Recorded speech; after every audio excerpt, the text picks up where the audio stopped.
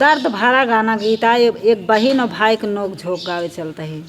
रोई भैया से कहा थई बहिनिया रे, रोई रोई भैया से कहा थई बहिनिया रे, जिनी जा या केहू के दुआरे मोरे बिरना रे, जिनी जाया केहू के दुआरे मोरे बिरना। रोई रोई भैया से कहा थई बहिनिया, जिनी जाया केहू के दुआरे मोरे बिरना, अरे जिनी जाया केहू के दुआरे मोरे बिरना। दीदी के बियाहवा माँ बाबू गुजरी गईले, दीदी के बियाहवा माँ बाबू गुजरी गईले, अरे बिकी गईले भाभी के हर मोरे बिरना, अरे बिकी गईले भाभी के हर मोरे बिरना। बाबू के सोचिया मामाई गुजरी गई, बाबू के सोचिया मामाई गुजरी गई, अरे सुनी भैले आंगना दुआरे मोरे बिरना, अरे सुनी भैले आंगना दुआरे मोरे बिरना।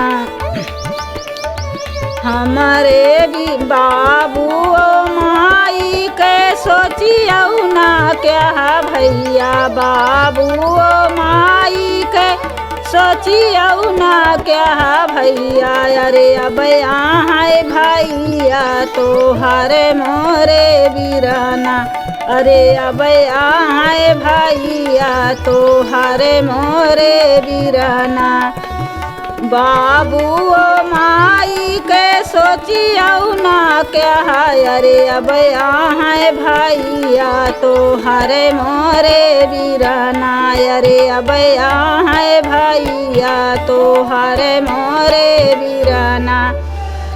हमारे ना बियाहवा माँ खेतवा भी कई है, अरे हमारे ने बियाहवा माँ खेतवा भी कई है, अरे काऊ खई है लाड़ी का तो हरे मोरे बिरना, अरे काऊ खई है लाड़ी का तो हरे मोरे बिरना।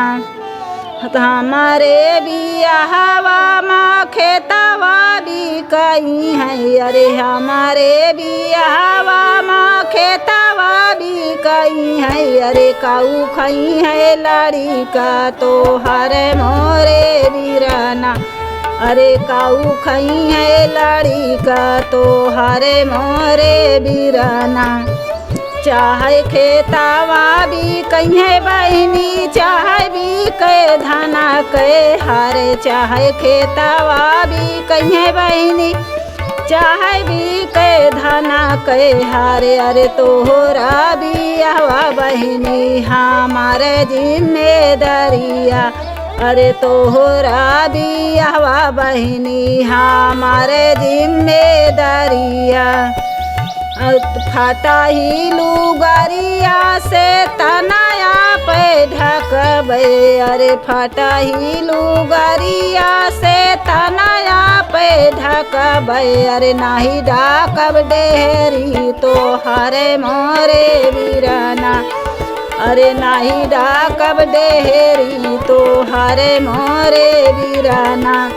फटा ही लुगारिया से तनाया पे ढकबे, अरे नाही ढाकब डेहरी तो हरे मोरे बिरना, अरे नाही ढाकब डेहरी तो हरे मोरे बिरना।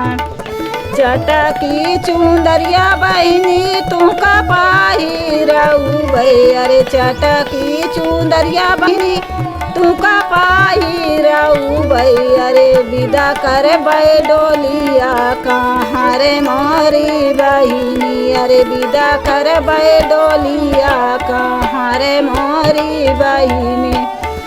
रोई रोई भैया से कहा थई बहिनिया अरे जिनी जाया केहू के दुआरे मोरे बीरना जिनी जाया केहू के दुआरे मोरे बीरना।